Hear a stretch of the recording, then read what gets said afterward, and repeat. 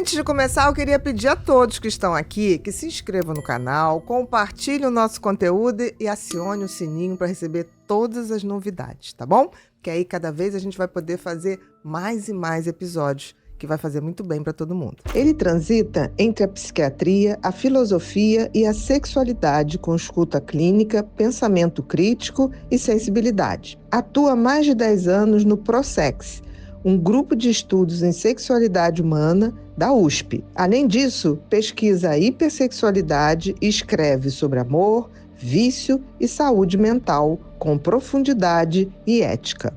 Com vocês, o psiquiatra e filósofo Dr. Gabriel Becker.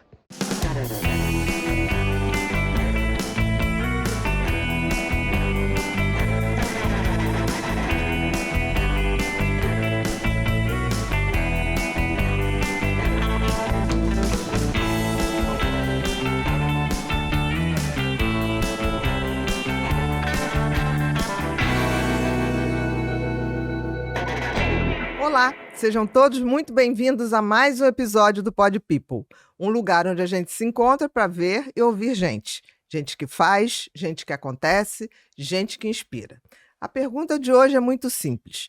Como a forma com que a gente consome pornografia revela afetos, vazios e insegurança? Pois é, o tema é quente. E para falar sobre isso, a gente vai receber o psiquiatra e filósofo Dr. Gabriel Becker. Tudo bom, meu querido? Bom dia, Bia, bom dia a todos. Bom dia aí para toda a equipe que me deu tanto auxílio para chegar até aqui. Ao mesmo tempo muito prazeroso, né? Uma palavra muito cara ao tema, e desafiador falar sobre... Quando vai falar, então, de sexo, prazeroso... Prazeroso é uma palavra delicada. Mas aqui é no bom sentido. No melhor sentido. Né? Querido, hoje a gente tem o seu episódio patrocinado por uma marca de suplementos muito bacana, que é a Dr. Fust, que são formulações feitas com consulta médica, com orientação de médicos e especialistas em saúde, e que é super certificada pelo Eurofins e também pelo IFOS. E eles mandaram um presente para você, que eu faço questão de dar, apesar de não ter recebido. Muito obrigado, muito obrigado. Olha só que lindinho. Olha só se não é bonitinho. Ótimo. Muito obrigado ao Doctors First, então, e aí, conhecimento. tem o Ultra Ômega DHA, que é bem legal. Eu uso esse coisa para ativação de memória, né? Tem também o magnésio. Tem também o PEA, que é um anti-inflamatório analgésico muito bacana. Talvez você não precise na sua idade, mas depois de uma certa idade, gente tem sempre uma dorzinha. E tem creatina também. Ótimo, com cúrcuma. Muito então, obrigado. Faça bom uso. Perfeito. Querido, primeiro agradecer você estar aqui, porque a gente precisa falar sobre essa questão da pornografia e do custo social que ela tem. Que as pessoas acham que não. Mas tem. Então, eu queria que, primeiro, por que escolheu a psiquiatria dentro da medicina e por que, dentro da psiquiatria, se especializar nos transtornos do sexo, né? Queria que você... Perfeito. Bom, obrigado pela pergunta, porque me dá a oportunidade de falar um pouquinho sobre a minha trajetória, né? Eu fui fazer medicina... razão pela qual boa parte dos médicos vão, que é expectativas da família e tudo aquilo de queremos um médico. Eu não tenho médicos na família. Nenhum na família também médico. não. Eu fui a primeira. Então, a medicina veio um pouco por essa via, eu ia bem na escola, acabou que fez sentido, né? Quando eu fui ganhando um pouco de autopercepção, né, a singularização da minha trajetória veio pela psiquiatria. Então é onde eu podia estudar humanidades, né, literatura, que eu sempre gostei, filosofia, que eu sempre gostei, e relacionamento com pessoas, né, do modo mais explícito possível. Então a psiquiatria também veio naturalmente.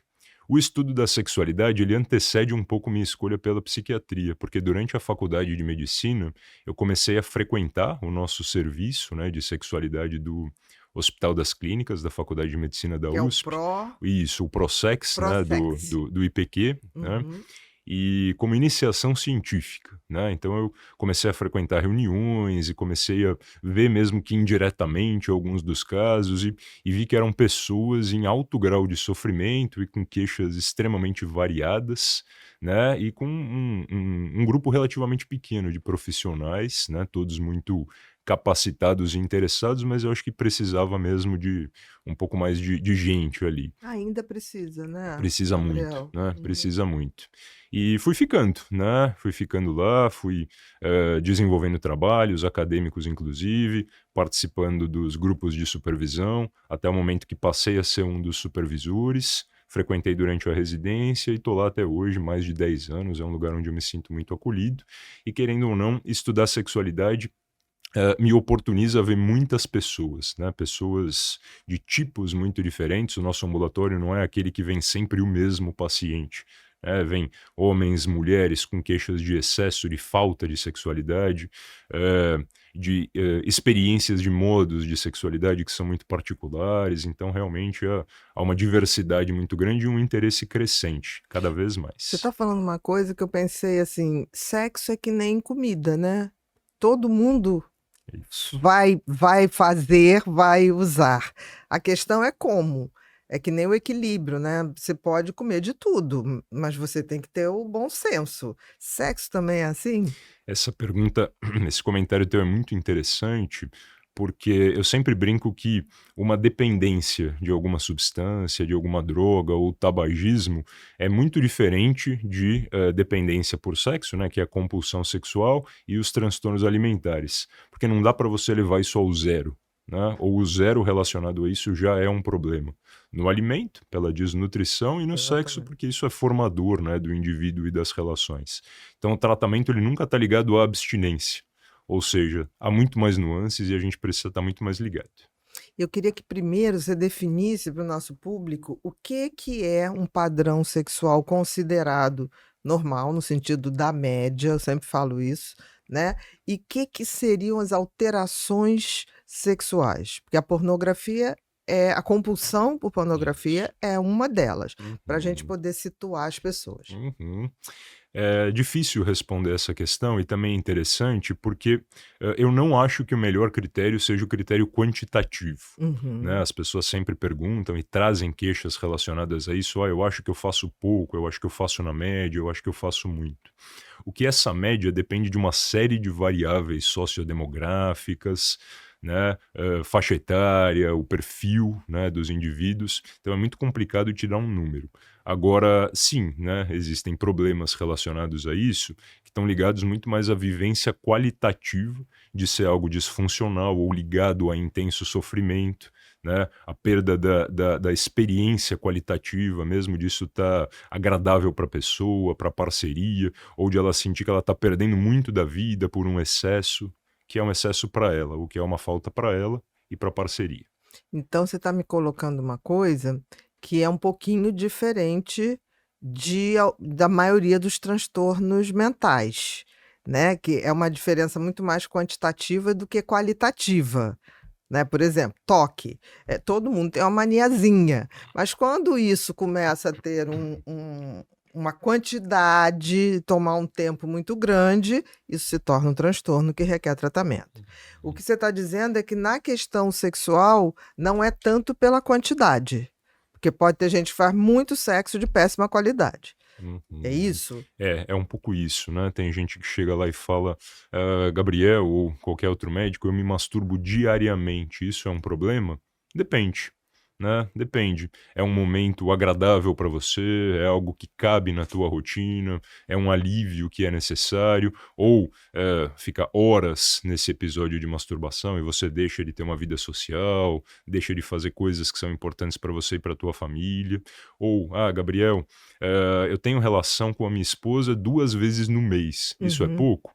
Não necessariamente. Tá legal para vocês, são boas relações, são bons encontros, vocês têm uma relação afetiva que ultrapassa, de repente, né, o carinho, a intimidade que rola sexualmente.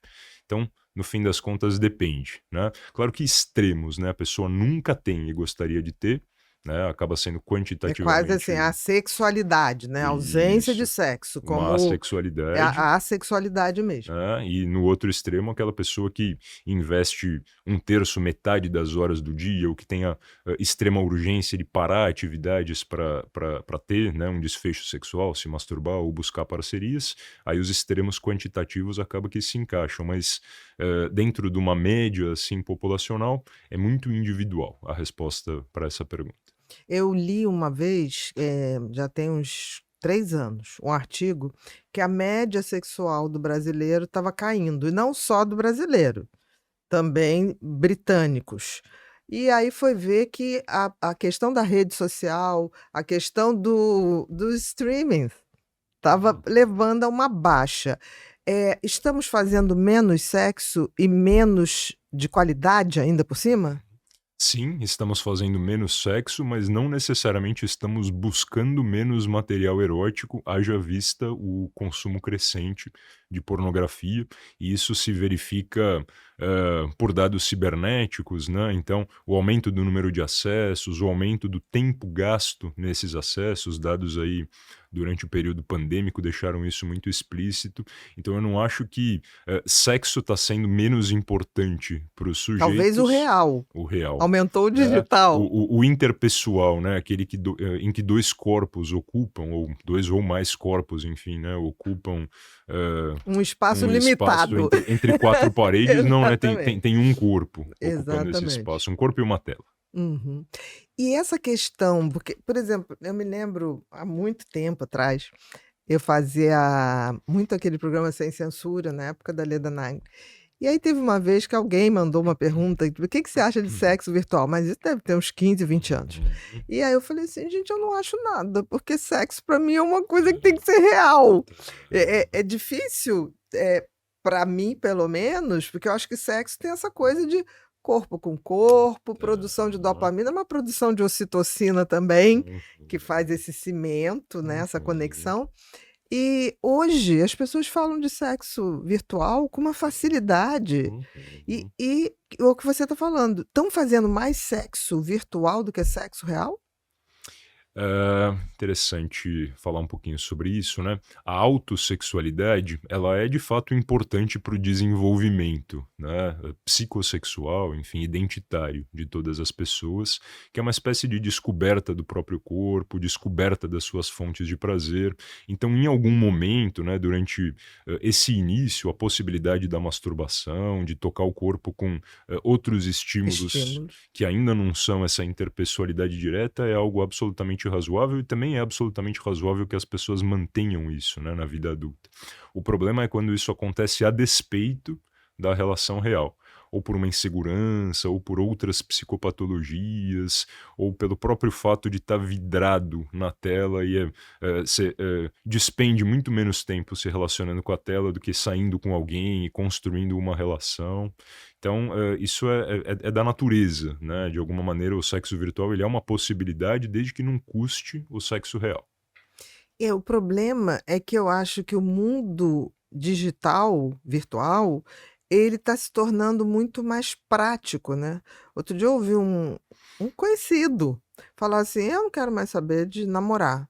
Aí eu olhei, eu falei assim: "Pô, mas você nunca teve nenhum trauma, você teve boas namoradas, pelo menos as que eu conhecia, né, mas é muito chato, porque aí você tem que marcar, levar a um restaurante, ir a um cinema". Eu falei: "Tá, e qual o problema disso?". Aí ele falou: "Não, é tempo, eu fico em casa, eu ligo minha tela, eu me satisfaço, não tem nada disso, peço iFood". Olha, cara, tudo bem, talvez em algum momento isso, né, mas você não sente falta dessa troca afetiva? Não. Fiquei até meio assim, eu falei: "Gente, será que esse amigo sempre foi assim e eu não via? Ou se é um momento?".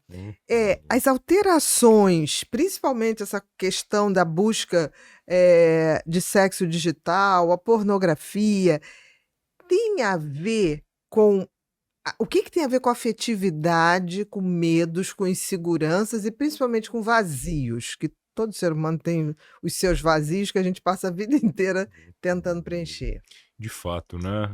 Eu acho que a sexualidade virtual ela tem muito a ver com o modo de vida das pessoas. É uma vida muito virtualizada, é o que você disse desse teu conhecido, né? Ele pede comida, então de alguma maneira ele não participa de nenhuma etapa do processo de produção e nem de pedido direito dessa comida, porque se bobear ela vai chegar na tua porta, você não vai ver nenhum entregador. Né? Você vai se relacionar com um vídeo pronto, com um pouco diálogo. É como se as pessoas estivessem buscando facilidades na vida prática, porque estão se excedendo na quantidade de tarefas ou, enfim, na quantidade de estímulos que recebem. Então é claro que o aumento da sexualidade virtual é uma espécie de produto, é uma derivada, né, do modo como as pessoas estão vivendo as suas vidas. Agora tem algo que é interessante e que é do ponto de vista científico. Quando se concebeu o desejo sexual, se imaginava o desejo como sendo algo espontâneo, ou seja, né, que antecedia a resposta sexual, o engajamento sexual como um todo. No começo dos anos 2000, especialmente com o estudo da sexualidade feminina, se percebeu que é o que a gente chama de desejo responsivo, né, que é aquele quando há, né, um estímulo já presente e o desejo ele vai nascendo durante a interação. Ele vai sendo estimulado. Né? Por que que eu digo isso? Porque cada vez mais eu acho que não só para mulheres, mas para todas as pessoas nessa sociedade contemporânea, né, pós-moderna, o desejo responsivo ele vai ser importante, porque não há mais espaço para espontaneidade.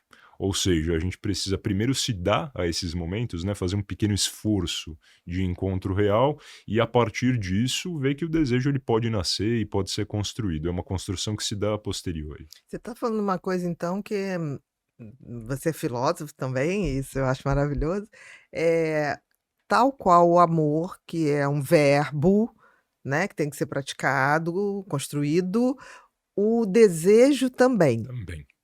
No sentido de uma sociedade que criou tantas possibilidades de de entretenimento, de distração e até mesmo de excesso de trabalho, a gente vai ter que começar a ter os nossos, sei lá, 40 minutos de dedicar a isso, senão a gente Uhum. perde quase essa função Uhum. humana, porque é uma função Sim. humana a sexualidade. Às vezes a gente dá esse tipo de orientação, né? Marque no ambulatório, no consultório, muito com os meus pacientes, marque na tua agenda um momento para estar junto com a tua esposa, o teu marido, tua companheira, o teu companheiro. Mesmo que isso vá dar um pouquinho de trabalho de conciliação de agendas, porque qualquer coisa vai nascer daí, né? Se vocês Entende? esperarem os dois estarem em casa depois de um dia excessivo de trabalho e que fizeram atividade física de manhã e cuidaram dos filhos e frequentaram 50 reuniões, algumas das quais na tela, outras das quais presenciais, e pegaram trânsito e fizeram outras tarefas e falaram com a família. Eu poderia enumerar infinitas atividades, né? Se você não faz isso caber, não vai existir. O que você está falando então é que a gente tem que querer esse espaço na vida, Tem que querer. E né? tem que fazer acontecer. E é aí que nasce a pornografia como, enfim, uma via mais fácil, né? Uma via em que não tem um outro com expectativas sobre você, né? Uhum. Algo que é muito visual, então é um Você não pouco. tem nem o que falhar na frente do outro, né, porque o outro tá do Exatamente, outro lado, se falhar, você exatamente. não tá sentindo, essa sensação de rejeição ou de impotência. Exatamente, esse é um dos motivos pelos quais as pessoas acabam absorvidas na pornografia, né, uma Uhum. evitação de qualquer expectativa ou de qualquer julgamento, que pode estar ligado a uma insegurança até psicopatológica, né, enfim, uma insegurança que merece ser tratada, ou enfim, ao próprio esgotamento das pessoas que a gente falou que não estão mais com paciência ou possibilidade de se abrir a nada. Você está falando uma coisa que filosoficamente eu pensei o seguinte: se a gente está perdendo o contato com o outro, né, eh, geral e sexualmente falando também, essa falta de interação, ser humano com ser humano, vai acabar tirando da gente humanidades, Sim, funções humanas. para Porque não dizer assim, já tirou. você acha que a gente já vive essa involução, digamos assim? É uma tese entre o pessimista e o realista, mas eu acho que um pouco como é. Não no momento em que a humanidade está perdida, senão acho que a gente não estaria nem aqui conversando sobre o Exatamente. A tema. gente está apostando em É, mudar alguma coisa. muito otimista da nossa parte, né? Mas de algum jeito algo tem que ser feito. E esse algo não é tanto do campo de.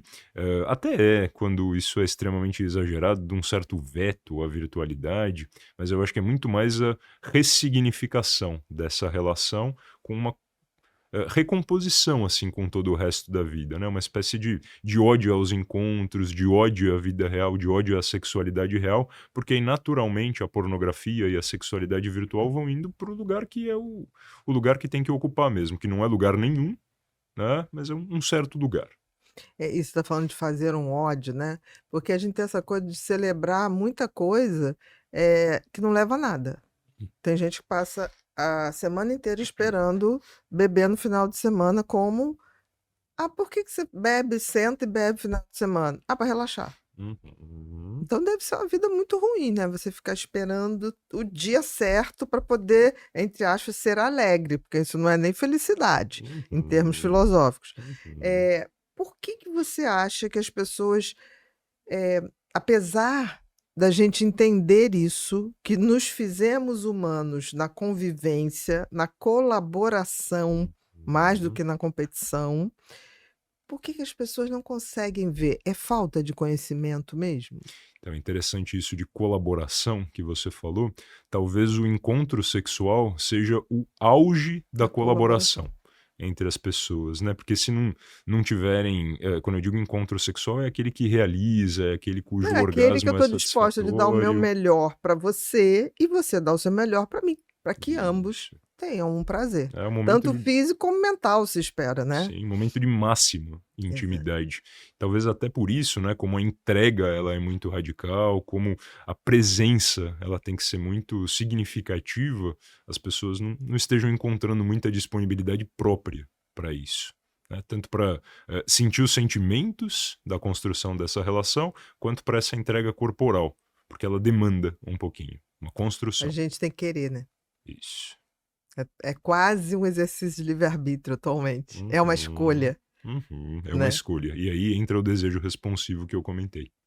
Responsivo, talvez responsável também. Responsável também. Né? O desejo tem que ser responsivo e responsável. Uhum. Quais são os números, Gabriel, que a gente tem hoje, por exemplo, no Brasil, ou se não tiver estatísticas no Brasil, geral, para a gente ter uma ideia? Uhum. Essa também. Quer uma aguinha? Tem aí, Vou por tomar. favor. Esse tempo que fica mudando em São Paulo e no Rio Não, mas tá traz mudando uma mesmo, corizazinha na gente, não né? tem problema Mas nenhum. sobre as estatísticas, primeiro de tudo, dizer que as fontes dessas estatísticas alteram muito os números. Né? Porque depende de se é uma estatística dos sites, né, ou dos veículos, dos próprios vídeos, ou do próprio material erótico. Aí, claro que você enviesa um pouco para Com quem já certeza. busca. Né? Ou se você vai em populações de jovens, populações acadêmicas, universitárias, que são muitas das pesquisas, você também enviesa, porque é claro que. Que é só aquele que procura ajuda, Exato, né? É né? importante Ou isso. se esses números provêm dos ambulatórios, dos serviços de sexualidade, aí você também enviesa um pouco por quem busca, então são sempre dados um pouco delicados de se falar, né? Mas perto de 2020, lá para 2018, 2019, algumas plataformas divulgaram um número que ficou um pouco clássico, que é o de que 22 milhões de brasileiros buscam pornografia. 2024. De 2020, mais ou menos, né? 2020, tá. Meio Não, pré-pandêmico, assim, né? que deve ter piorado Deve ter depois. aumentado, deve ter aumentado. 22 milhões de brasileiros. Isso dá mais ou menos 10%, Isso, né, da os população. números são mais ou menos esses, né? 10% da população para mais, né? Uhum. Mas também a variabilidade disso é grande porque depende da amostra.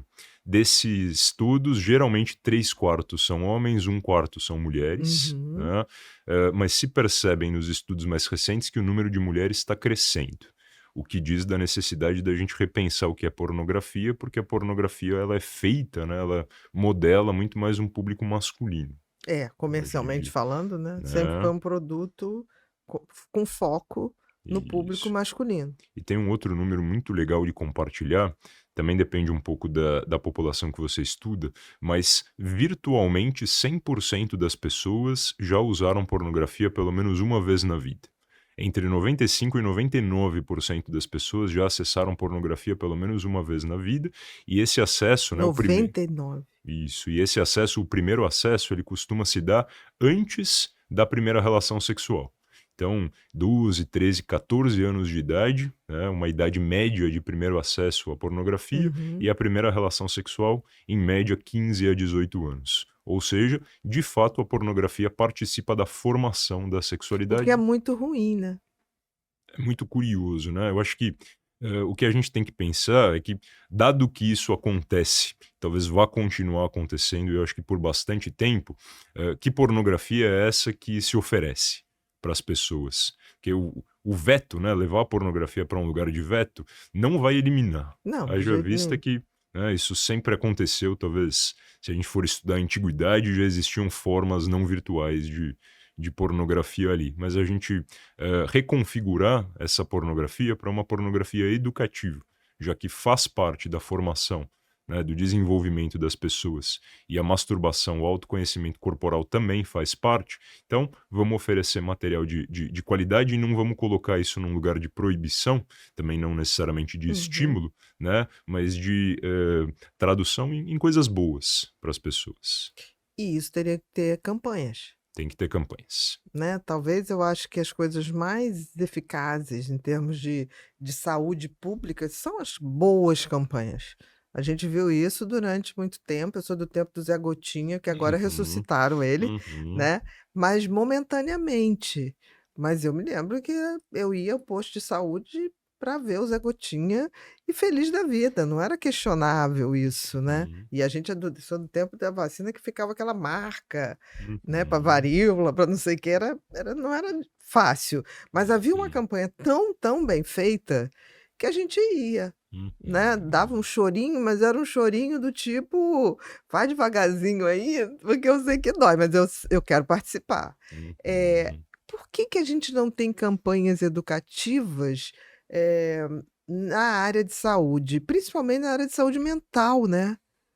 Porque, uhum. assim, eu estava vendo uma pesquisa que saiu essa semana, 52% da população brasileira admite que o pior, que existe hoje na área da saúde pública é a falta de saúde mental.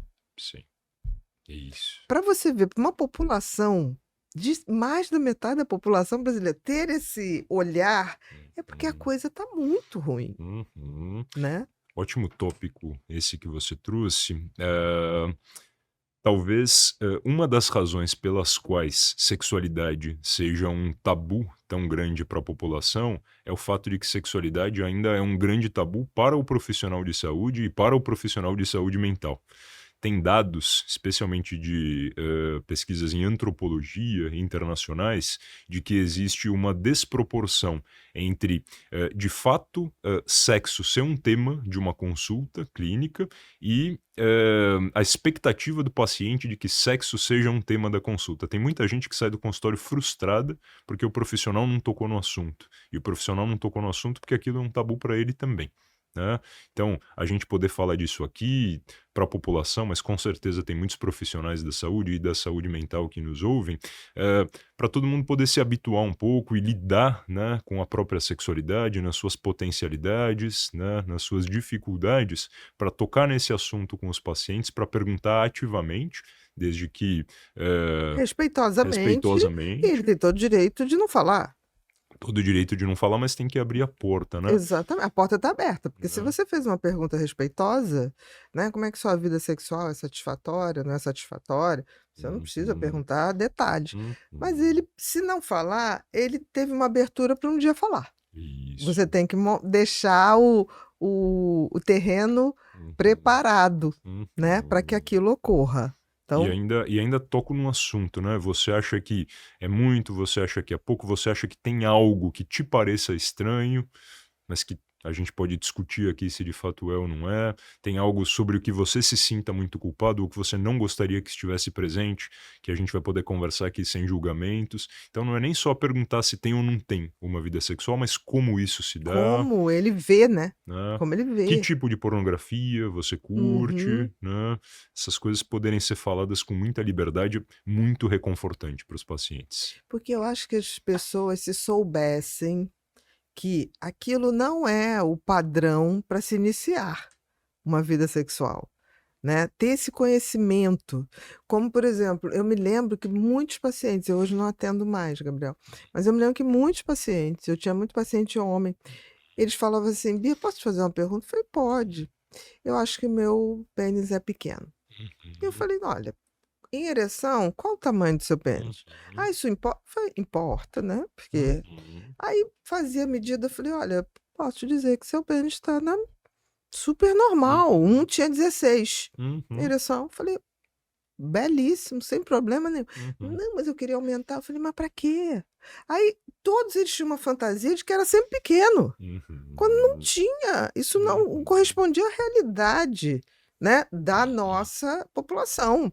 Não uhum, vou comparar com a população, sei lá, de uhum, Uganda ou da Austrália, não sei, estou falando dentro do que uhum, a gente tinha de dado. Então, uhum, os homens têm uma fantasia de que eles têm sempre um pênis pequeno, né? uhum, eh, e ao mesmo tempo acham que dependem só daquilo para ter prazer. Não uhum, se coloca de outra forma, que existem uhum, tantos pontos erógenos, não estou dizendo, mas é uhum, sempre a mesma coisa. E dentro das mulheres era pior ainda, porque eu uhum, tive mulheres que não tinham noção o que que era o clitóris. Os uhum, homens também não sabem, né? Se você for fazer uma uhum, pesquisa na rua, perguntar, botar a foto, clitóris, eles apontam qualquer uhum, coisa. Eles uhum, apontam uretra, eles apontam uhum, ânus. Aí você uhum, fala assim: "Não, gente, não é possível". E uhum, aquela vários adolescentes, eu pegava o desenho, que desenhos muito bem feitos anatomicamente, e mostrava até o tanto que o clitóris é sofisticado, né? Porque ele tem uhum, várias partes e todas são erógenas. uhum, Todas. E elas ficam: "Mas nunca me falou". Eu falei: e aí uhum, você fica: quantas pessoas perderam a vida não tendo prazer por uhum, não saber disso? uhum. Como pode? De fato, né, talvez isso diga um pouco de como, a pornografia ela é construída, né. Ela é construída de uma maneira muito visual e tem que ser, porque quanto mais visual, mais vendável. Quando eu digo tem que ser, não é o que eu acho, né, é o que, a indústria acha, né, porque é mais vendável e de alguma maneira fica tudo um pouco, vistoso demais, né. O sexo é muito performático, os genitais são muito exuberantes e aí como, o desenvolvimento sexual se dá a partir dessas De imagens, referências ficam com a expectativa de que tem que ser desse jeito, ou tem que ejacular numa quantidade que também não é típica, né, ou que tem que, sentir um prazer e manifestar isso com, falas, enfim, tudo isso é muito, dramatizado, fica tudo muito não, e às teatral. vezes falas muito agressivas com Sim, alguém que você está se propondo a ter isso, uma afetividade, fica isso. desrespeitoso. Porque o carinho, a intimidade são coisas mais sutis e não ficam bem no filme, vamos Uhum, não dizer fica assim, bem no filme, né. exatamente. Mas na vida real talvez pegue muito bem e Sim. excite muito De mais. fato, mas acaba que as pessoas não aprendem, né, e elas não são Exatamente. educadas sexualmente com uma pornografia de qualidade, e aí fica para o profissional, onde às vezes essa pessoa nem chega, o papel de educar, né, psicoeducação faz talvez seja o principal Nossa, braço do nosso tratamento, né, obrigada, Rui. mas fica só para esse profissional onde o paciente, né, como o paciente chega e não para a população geral.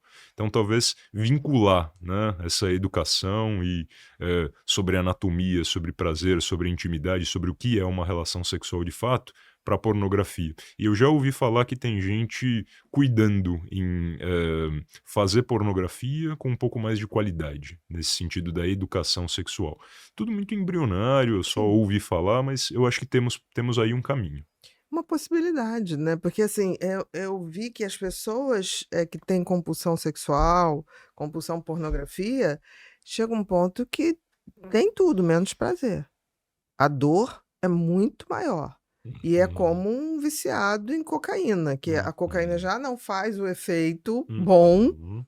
e o rebote vem violento, mas Uhum. não consegue parar. E isso não é à toa que se compara, né, historicamente, né, os manuais principais da psiquiatria comparam a compulsão sexual com os modelos de dependência e que uma das vias de busca por pornografia é o que a gente chama de busca por sensações, né, sensation Imediatas. seeking, exatamente, que é a lógica de eu estou sentindo pouco, tá tudo um pouco cinzento e eu preciso forçar cada vez mais em quantidade e em intensidade para sentir alguma coisa, o que para e passo aí com impulsividade, É, porque você põe né. um patamar que você não vai alcançar sempre, né?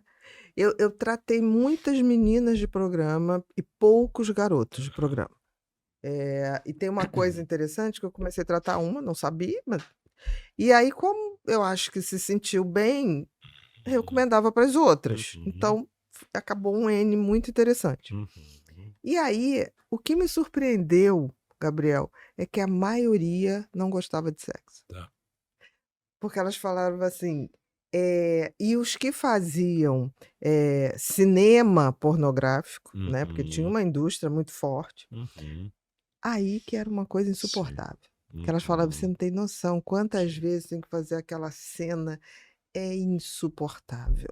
E uhum, todas tinham a fantasia, tipo assim: "Quando eu puder eu saio, não uhum, quero mais, uhum, não quero mais, não suporto mais, tenho nojo". uhum, Porque era uma coisa que pra gente parece uma performance, pra eles aquilo ali, eh e geralmente tinha uso de droga pra continuar, sim, porque uma cena é sim, gravada 8 vezes, isso até numa novela também. uhum, Uma cena é gravada, né, é típico da indústria, não se vai de uma vez só. uhum, E aí o cara para na época que antes de Viagra, desses remédios para disfunção erétil, você uhum, tinha aquelas injeções que se sim, aplicava uhum, direto, e era um sim, tal de injeção. Falei assim: "Doutora, se a senhora fosse a um set de uhum, gravação, uhum, a senhora talvez nunca mais fizesse sexo só de passar um dia no set de gravação". E uhum, todos, e tinha um índice de suicídio maior entre sim, eles. Para uhum, você ver que, essas pessoas estão longe de estar feliz. E todos iam porque falava assim: "Não, você vai ter um ganho bom e não sei o quê". Não tem nada de ganho bom, uhum, acaba desenvolvendo outros vícios até para aguentar aquele ritmo, né. uhum, E eu vi muita gente sofrer com isso, assim, e chegar a uhum, um ponto ali entre 35, 40 de estar deprimido. A maioria uhum, começava com uma depressão e não quero mais saber, uhum, e ao mesmo tempo tinha uma questão financeira que não foi uhum, vista e preparada para uhum. outra possibilidade. Tem uma fala de psicopatologia clássica, puxando a sardinha para esse outro campo de interesse meu, que diz que todo comportamento humano pode se degenerar em vício, né? Enquanto é um comportamento mediado por escolha, né, por livre-arbítrio, por deliberação, pode ser prazeroso, ou quando aquilo deixou de ser prazeroso, você consegue conter por meios próprios.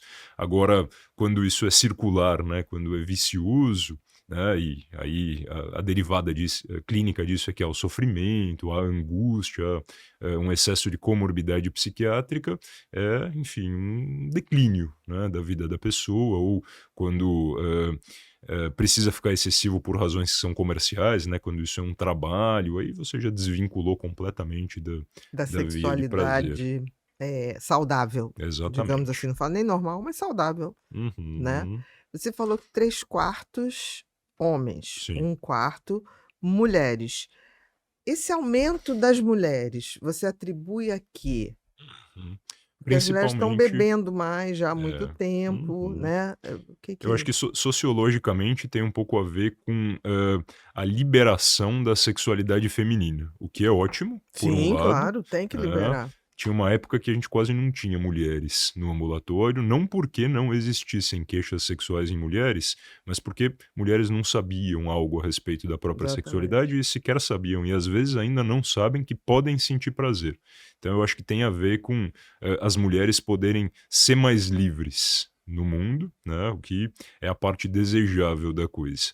Agora, por outro lado, primeiro, né, todo esse material ele é feito pensando, né, no desenvolvimento sexual de um homem, né, e segundo populações mais jovens, né, então não é nem só um aumento entre mulheres, é entre mulheres jovens, porque aí cai nesse mesmo cabedal de falta de informação ou de famílias um pouco mais tradicionais ou com uma moralidade muito rígida, e aí a menina, talvez até mais do que o menino, né, vai poder falar disso menos na família ou dentro de grupos de amigos e acaba buscando essa via que, como a gente estava dizendo, é a via mais fácil, a mais prática, a mais acessível. Infelizmente, né? Uhum. Dentro dos teus estudos, existe um perfil de profissões Eh, boa pergunta. que Vou te são mais, dizer, mais propensas, digamos assim? eu vou te dizer que não necessariamente, né, não necessariamente por profissão, mas provavelmente por, outros critérios que são faixa etária, né, então a gente recebe bom, talvez, né, não seja ainda uma profissão, mas muitos estudantes, né, pessoas que estão se formando, Uhum. né, para quaisquer profissões, pensando, que é um momento de desenvolvimento da sexualidade e que o próprio corpo ele já instiga um pouco mais a pessoa a ter bastante sexualidade, além da curiosidade natural do jovem em relação Sim. ao mundo, né. Mas provavelmente é o que você disse, né, profissões que estão ligadas a sexo, né, direta ou indiretamente, né, profissionais, sexuais ou atores, atrizes, a gente recebe às vezes, mas, te digo que tem de tudo, assim, né. Aliás, talvez te diga que quanto mais exigente é a vida da pessoa, pessoas de profissões de alta performance acabam, precisando de um pouco mais desse escape ou já tem mecanismos que são de uma impulsividade própria intrínseca, então podem ter a impulsividade sexual também. Então, o que você está dizendo é que muitas pessoas, por vezes, procuram o sexo até como um ansiolítico? Exatamente, Como uma né. válvula de extravasar ansiedade, Uhum. estresse, sei lá. Sim, a literatura até fala, né, em uso de pornografia como, escapismo.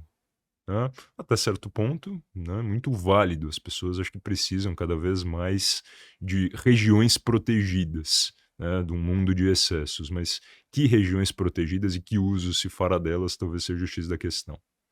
E é comum, Gabriel, ter associação de pornografia, compulsão sexual com outros tipos de vício? Por exemplo, aí é curiosidade minha, Uhum, com, vício em jogos, por exemplo, que hoje a gente sabe que a uhum, gente está vivendo uma pandemia, sim, que eu achei que era só no Brasil, uhum, por percepção, não tem uhum, nenhum dado oficial nem científico. Mas andei viajando a trabalho e percebi que a coisa está muito parecida, não é uhum. uma questão só aqui. Uhum. Tem o que a gente chama desses perfis poliimpulsivos, né, que de alguma maneira têm, impulsividade sexual e também podem ter impulsividade alimentar, né, compulsão alimentar, ou, busca por experiências com substâncias, sejam substâncias lícitas, né, tipo medicações psicoestimulantes ou ilícitas, né, Uhum. drogas aí de abuso, outros comportamentos impulsivos, tipo jogos, também bastante frequente, a gente vê. E impulsividade comportamental, por exemplo, associação de impulsividade sexual com TDAH, né, déficit de Uhum. atenção e hiperatividade. A própria impulsividade é um dos domínios diagnósticos do, Sim, sim. do TDAH, Uns então. mais, outros menos, mas os que têm a Uhum. impulsividade bem Sim. marcada, E né. também quadros, depressivos e ansiosos, né, porque de alguma maneira a pessoa está mais reclusa ou pelo humor baixo da depressão ou pela própria ansiedade de exposição, né, ligada aí aos transtornos de ansiedade, ansiedade generalizada ou fobia de Fobia exposição. social também, né. E acaba que ficam mais reclusas e é muito mais fácil, no sentido de ser mais imediato para elas viverem uma sexualidade virtual do que estar entre pessoas. Então também é um sintoma, por assim dizer, né, um índice de, outros quadros psiquiátricos ou comorbidades psiquiátricas que, tanto com quadros impulsivos como com quadros psiquiátricos gerais, é a regra da compulsão sexual. E dentro do teu consultório, dentro do ambulatório, né, que do Prosex, do Hospital das Clínicas, que é importante a gente falar isso.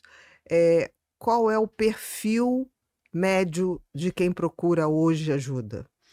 Hã, Geralmente ainda mais homens do que mulheres, isso Uhum. vale para todos os transtornos sexuais, né, então a gente está aqui falando bastante de compulsão, mas também das disfunções sexuais, que é a resposta reduzida ou insatisfatória, então, ainda mais comum homens, os parafílicos, né, que são, as preferências sexuais mais exóticas, a gente nem entrou muito nisso aqui ainda, mas Mas também existe e é muito típico que, seja conjugado com compulsão sexual. A gente fala que os a parafílicos, parafilia. isso, via de regra, são sexualmente compulsivos também, então a Uhum. gente recebe muitos homens.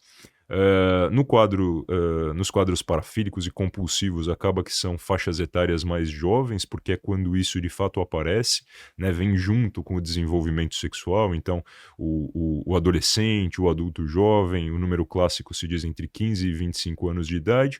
Para disfunções sexuais aí tem em todas as faixas etárias, mas de compulsão a gente recebe principalmente jovens. Explica para o nosso público parafilia, porque, por exemplo, a pornografia, a compulsão sexual, a disfunção erétil, ou a disfunção de desejo, ou excesso de desejo, Uhum. eles conseguem entender. A Sim. parafilia, para que eles possam entender numa Uhum, linguagem não uhum. mediquês, né, que a gente Obrigado diz. inclusive por me dar a Não, mas isso é oportunidade importante, a de gente, porque senão a gente não sim. propaga o conhecimento. E por me dar a oportunidade de tocar nesse assunto, né, porque aqui isso não é um tabu e que ótimo, Não é né. mesmo. Isso Aqui não tem não censura. tem isso, não tem tabu, essa é a Não. parte mais legal, né. O que é importante que se diga, né, eu falei em parafilia, a sexualidade mais exótica ou o termo que se usa não convencional, isso não necessariamente é patológico, né. Até pouco tempo atrás a psiquiatria, né, um pouco normativa, enfim, um pouco quadradinha demais, classificava toda a sexualidade não convencional como patológica.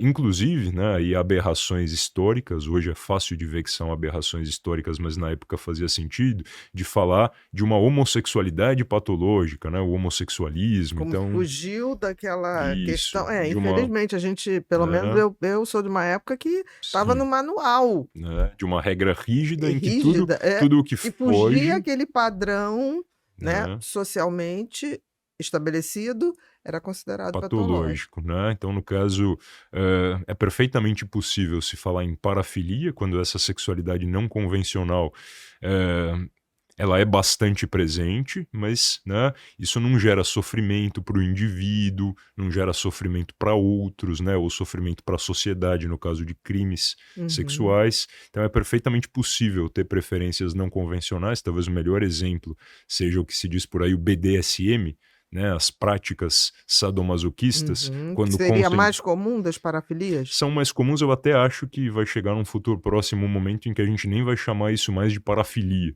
porque vai Uhum. deixar de ser não convencional, enfim, é extremamente convencional. Tem aumentado muito a prática sadomasoquista? Bem frequente, né, tanto em práticas como em fantasias, né, Uhum. então, ter tido uma experiência sadomasoquista na vida ou ter vontade de ter experiências sadomasoquistas na vida é algo extremamente frequente e Uhum. não é em absoluto problemático, desde que você encontre a parceria, o ambiente, o momento adequado, né, aquilo seja de fato uma experiência Agradável para ambos. prazerosa Que na é tua sempre vida, essa questão, né, tipo assim, eu né. não posso querer me satisfazer com o sofrimento ou com a insatisfação Isso. do outro. Tem até dados, né, de literatura internacional recentes que dizem que, inventários de qualidade de vida, né, que, praticantes de sadomasoquismo, não necessariamente de modo exclusivo, mas enfim, que trazem, né, para as próprias experiências sexuais o sadomasoquismo, têm índices de qualidade de vida e felicidade maiores do que a média da população. Quando tem essa questão de ser, para ambos. Consentido, né, no Uhum, local adequado, no momento adequado, todo mundo uhum, de acordo e saindo de lá contente. uhum. E tem quem faça sadomasoquismo e sofra com isso? Tem, Também. especialmente quando, né, falando do sadomasoquismo, um é descolado do outro. Então, Uhum, pessoas sádicas cujo prazer está em impor dor a alguém desavisado, isso pode ser muito problemático, até Com certeza. criminoso, e pessoas masoquistas que têm práticas que geram problemas corporais, doenças corporais, porque acabam se machucando ou, Excessivamente. né, tendo índices de outras doenças médicas um pouco aumentadas por conta disso. E é tão difícil que eu fico pensando, aí estou colocando meu pensamento, eh, como é difícil saber o limiar, né? Porque uma prática sadomasoquista, o limiar é muito sutil, né? Isso, O como sinaliza, e isso. tem que ser muito sincronizado, os Sim, parceiros, porque você pode ir muito além e provocar uma lesão mesmo, isso, né? isso tudo tem um contrato, tem um combinado prévio. Uhum. A graça toda, né, falando de o quanto parafilia pode ser saudável, é que todas essas práticas elas exigem diálogo prévio. Ou seja, a relação interpessoal ela já está estabelecida. Já Uhum. são pessoas conversando e chegando nos pontos comuns e chegando a acordos, né. O problema é quando isso não é combinado ou tem alguém Ou ali é que, imposto, né? né, ultrapassa-se um certo limite para além do desejo e da vontade de uma das partes. Isso é o que é problemático, patológico ou até criminal, mas quando tem o diálogo prévio, o acordo prévio, enfim, aí a relação ela já está dada, né? As Entendi. formas que ela vai tomar Que é sejam combinado não custa caro, né? É mais exatamente. ou menos isso, Essa é a lógica. é a lógica, né?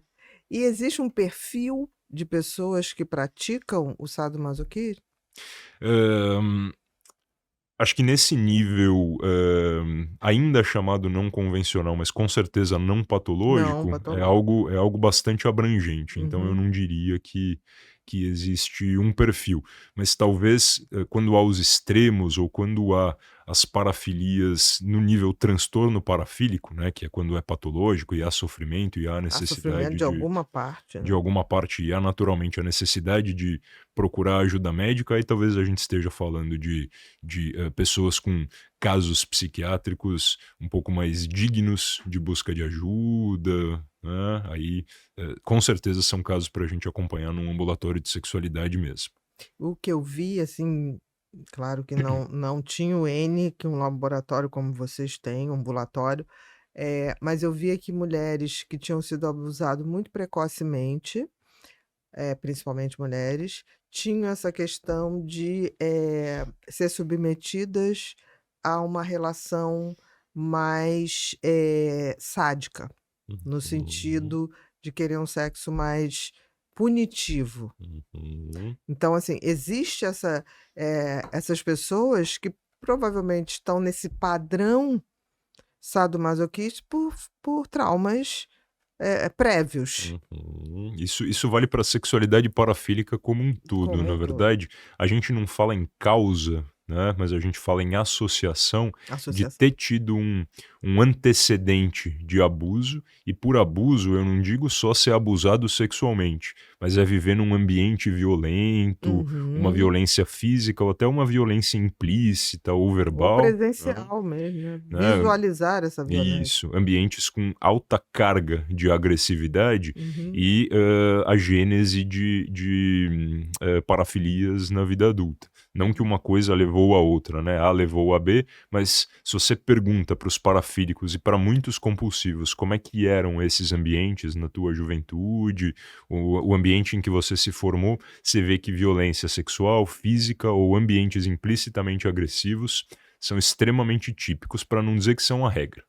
E tem parafílicos que eh, retornarem ao passado, identificarem essas situações traumáticas, ele se propõe a mudar esse padrão? Com toda a certeza. Na verdade, eles precisam, até aprender a viver de um jeito que não seja aquele, né, quase que se alfabetizar em relações que são de afeto, de proximidade, Uhum. né, em que eles podem receber atenção, sem que isso seja pela via da violência ou da concessão sexual, o que você falou das mulheres que se colocam em situações Exatamente. sadomasoquistas, é porque elas acham que assim elas vão receber atenção, vão receber carinho, porque é o que de Foi o repente padrão acontecia, inicial, né. né. Então é todo um aprendizado de outras formas de se relacionar, não só sexualmente, mas também romanticamente e também socialmente, né? Relações que sejam leves e agradáveis. É por esse motivo que a gente trabalha muito em grupo no ambulatório, porque grupos Sim, fomentam isso sim, demais. porque tem aí a psicoterapia, né? A melhor psicoterapia para cada caso, que não deve ser Uhum. uma única, Sim. um único tipo, né? Como a gente sabe, tem vários tipos de psicoterapia e tem as Uhum. mais adequadas para determinadas Uhum. pessoas e principalmente para determinados casos, né? Uhum.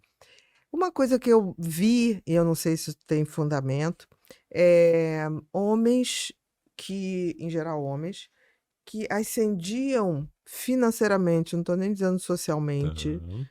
muito repentinamente, Hum.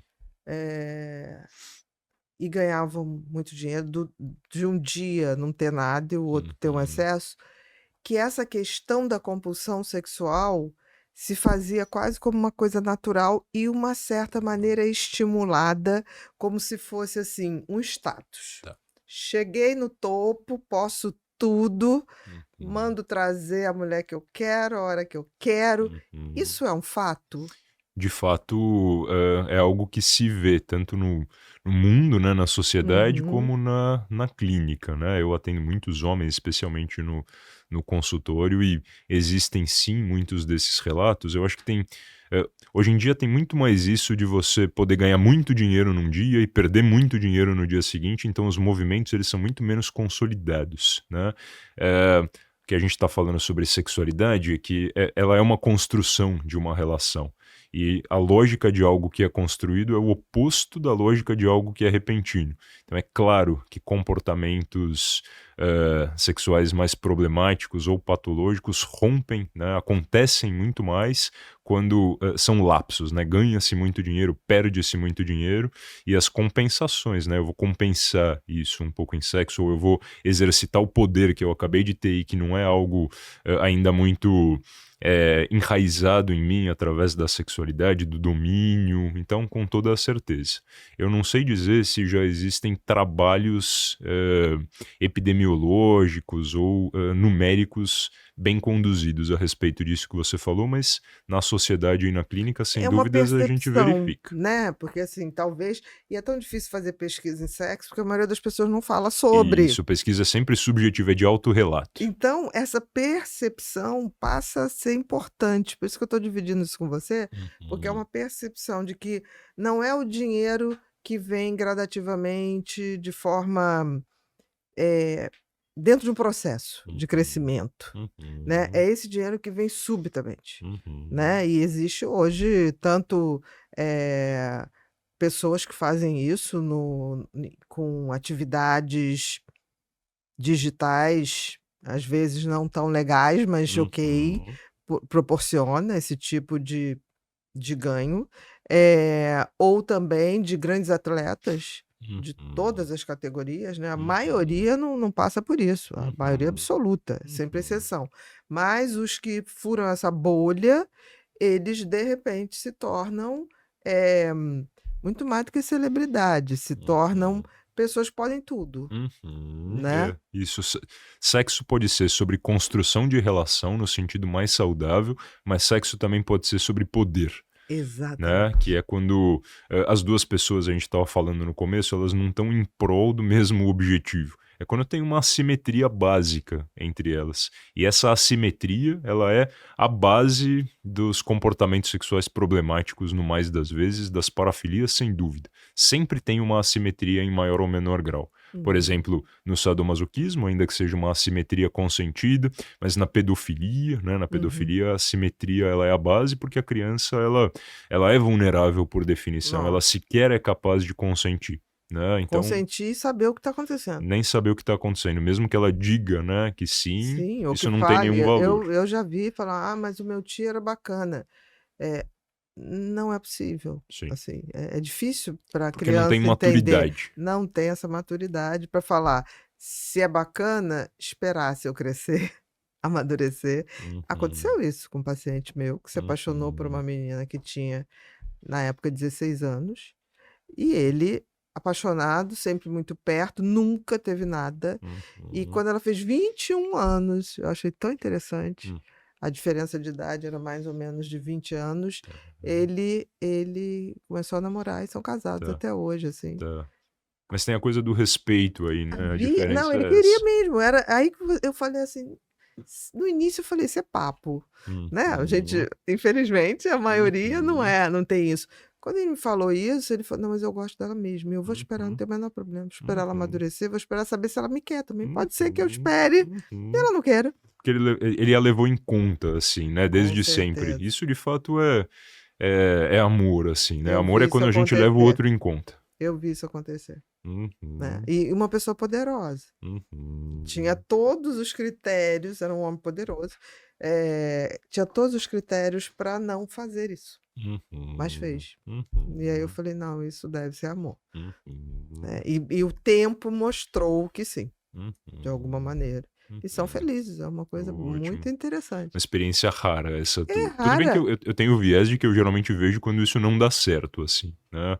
Tem alguém A exagerando maioria por não dá algum. certo. Por isso que me chamou a atenção, que eu fiquei, será, não será? Uhum, Questionei muito, sabe? Assim, não foi. uhum, Quando a situação se desenrolou de tal maneira que a coisa me mostrou que eu estava errado, me deu uma sensação boa, porque quando a gente está errado por uma coisa que uhum, faz a gente, tipo, não, a gente não pode ser tão pessimista. Existe uhum, gente que ainda vê o outro como uhum, um complemento, com respeito, porque uhum. o que eu acho que no sexo é muito ruim quando o outro vira objeto. Exatamente. Esse pessoal que faz uma ascensão muito rápida, por exemplo, esses homens que tratam mulheres e mulheres que tratam homens também Uhum, como objeto, é sim. quase um delivery, né? Exatamente, essa é a base, a gente fala a base psicopatológica de toda a compulsão, né, Uhum. que, Ou né, ou da parafilias parafilia que não existe um de outro forma de como o outro. transtorno mesmo. Não existe o outro como o outro, né. Exatamente. Agora só um adendo, a gente estava falando sobre essas experiências de abuso e o quanto isso é complexo com o consentimento da parte mais jovem. O que a gente geralmente vê, pegando pessoas mais velhas, isso eu acho super importante de colocar para a população geral poder ouvir. No mais das vezes, isso não é vivido como, eu fui só violentado. No mais das vezes, isso é vivido de um jeito ambivalente. Ou seja, o lado ruim a pessoa racionalmente reconhece, né? Foi errado, eu senti que era estranho, eu não estava participando daquilo, mas a gratificação costuma ser vivida como, pô, eu estava recebendo carinho, ou até estava ganhando algum presente, ou algum dinheirinho, Principalmente criança, né? principalmente criança. Uhum. E aí a pessoa sente ao mesmo tempo que tem alguma coisa errada, mas podia não ser tão ruim assim. Eu não tô falando que podia não ser tão ruim porque é certo, Não, definitivamente sim, não, sim, você está fazendo né. uma análise. E aí quando chega para tratamento e pode falar sobre essa ambivalência, isso é muito reconfortante, né, porque aí deixa de achar tão estranho que podia ter uma parte boa e busca essa parte boa em outro tipo de relação. Né, então isso é Sim, muito sim. legal de se colocar e De a gente ver, vê né? sempre. De ver, assim, essa construção de um padrão sexual que seja que não torne o outro objeto. Isso é Uhum, muito muito bonito de ver. uhum. O Porque aí tratamento você todo a base do é tratamento todo esse, é né? essa. E você vê que o outro vira um ser humano e não mais uma coisa, né? Porque, Uhum, em geral, nos transtornos sexuais, o que existe é a coisificação de alguém. é exatamente E isso. isso tira a humanidade. Aí a gente vai para a questão filosófica, Uhum, deixar de ser ser humano é uhum, impossível para qualquer um, uhum. né? É por isso que a gente estava falando da filosofia ser tão importante para um profissional de saúde Eu mental, para um também acho. psiquiatra, porque no frigir dos ovos, né, no fim das contas, a gente recorre a movimentos da filosofia para a clínica, tipo isso, Com certeza, que né? traz o que são as humanidades, né? O que faz o animal, o homem, ser um ser humano, Uhum, né? E não só um animal. Não é só uhum, um... Porque você nasce, você é humano, uhum. mas virar ser humano é outra coisa. É isso, esse é o desafio, É, sempre é o desafio. sempre é o desafio, o grande desafio, né? Vamos para aquelas imagens que a gente tem aí, Rô, para ver se a gente. Vício em sexo é um distúrbio de saúde mental, diz a Organização Mundial de Saúde, né? Já é uma questão. Alguns dos sintomas do transtorno do comportamento sexual compulsivo incluem negligenciar a saúde e as responsabilidades em prol do sexo. Foi isso tudo que a gente falou aqui, né? Esse é Uhum. de julho de Só 2018. um comentáriozinho a respeito disso, legal que se tenha trazido essa reportagem, porque nem sempre a compulsão sexual ela foi reconhecida como uma categoria da psiquiatria. Uhum. Então tem épocas em que sim, tem épocas em que não. O último manual da psiquiatria, a O DSM, CID-11, o DSM-5, por CID, exemplo, não, da Organização Mundial, CID-11, o exatamente. DSM, por exemplo, ele não considera a compulsão sexual como Uhum. uma categoria à parte. Ele joga a compulsão sexual para junto dos transtornos do Do impulso, impulso. o que faz sentido num certo nível, mas de repente diminui a atenção que esses casos recebem. E isso que a CID fez, eu acho que é sobre isso que essa reportagem está lançando luz, é a volta do diagnóstico da compulsão, por isso que se chama, né, o transtorno do comportamento sexual compulsivo, que é até o que nos permite falar sobre isso aqui. Exatamente. Próximo, Rô. Isso aí é um livro que você participou, Tratado Brasileiro, Medicina e Saúde Sexual. Esse é um livro mais específico para médicos e profissionais, não é isso? Exatamente, né. Uhum. Falando um pouquinho desse livro, ele é da nossa associação ABENS, né, Associação Brasileira de Estudos em Medicina e Saúde Sexual, que é um grupo de profissionais da saúde, não só médicos, mas profissionais da saúde interessados em sexualidade, que é um grupo antigo, mas que foi relançado sob esse nome recentemente, e aí foi feito um tratado que é um tratado muito sério, né, sobre medicina e saúde sexual, Que legal. que tem a parte de saúde mental, mas tem a parte de saúde médica de outras especialidades, urologia, ginecologia, clínica Para médica onde tudo pode se manifestar. e de Por isso que eu outros estou dizendo que são profissionais. basicamente para profissionais da área de Isso. saúde. E se os profissionais de área de saúde se interessarem, quiserem adquirir, por onde eles podem adquirir? Qualquer questão pode se procurar, né, a ABENS, a associação brasileira que eu comentei, a É gente tem ABEM, gente, é ABEMSS, tá? Então pode adquirir. Não tem na Amazon, você consegue encontrar pela internet, com pela certeza internet. A consegue, Amazon hoje pega com certeza. todas as livrarias, Sim. né? Próximo, Rô. Esse livro, olha que interessante, Os Custos Sociais da Pornografia. Posso te dizer, esse livro eu ganhei em 2019 por um Aham. paciente. Olha, que interessante. Ele ele falou assim: eu vou te dar um livro que você vai estranhar, mas Uhum, que me disse tanta coisa sobre uhum, sexualidade que eu uhum. posso te dizer que a minha visão de sexualidade mudou. Esse é um livro interessante, na verdade é sempre um pouco desafiador trazer bibliografia de sexualidade, porque geralmente ou são bibliografias mais acadêmicas, né, o tratado e até outras bibliografias das quais eu participei que são mais específicas ainda, Para a área ou são, médica, para a área né, de saúde. ou são bibliografias extremamente problemáticas, né, porque tentam vender um certo modelo pronto do que é o cuidado com a sexualidade, ou tentam vender visões que são extremamente rígidas e moralistas, né, viva a abstinência, não se comporte sexualmente, isso está te fazendo mal. Então, Os radicalismos, né? os radicalismos, tem Tudo muita, pode e nada né, pode, e é né? legal, a gente encontrar alguns livros que são bem um meio termo, esse é um bom E é exemplo, né? bom para leigos. Sim, É uma boa leitura. materiais bons para Então, leigos, assim, né? seria, eu acho que para quem está se interessando pelo que a gente está falando aqui agora, eu li esse livro e não Uhum, conhecia, foi um paciente que me deu, agradeço a ele muito, né? A gente aprende muito com os pacientes, e eu gostei muito desse livro, eu uhum. super recomendo. Sim, é que tem visões múltiplas, né? Não só médicas ou em saúde, mas sociológicas, Exatamente. antropológicas, um pouquinho de tudo. E de fato o estudo de sexualidade ele é muito multidisciplinar, né? Então, qualquer livro que não aborde isso sob vários ângulos não é bom o suficiente. Sociológico, antropológico, umas pitadas de filosofia também, né? Você vai nos estoicos, né? Eles colocam ser dependente de qualquer desejo já é você não ser livre. Uhum. Então, assim, bem bacana para quem quiser. É a editora Quadrante e encontra Esse encontra na fácil na Amazon muito internet. fácil. Próximo. Rô, esse artigo que você botou aí pra gente é recente, 2025, não é isso? Sim. O que você destaca aí nesse artigo?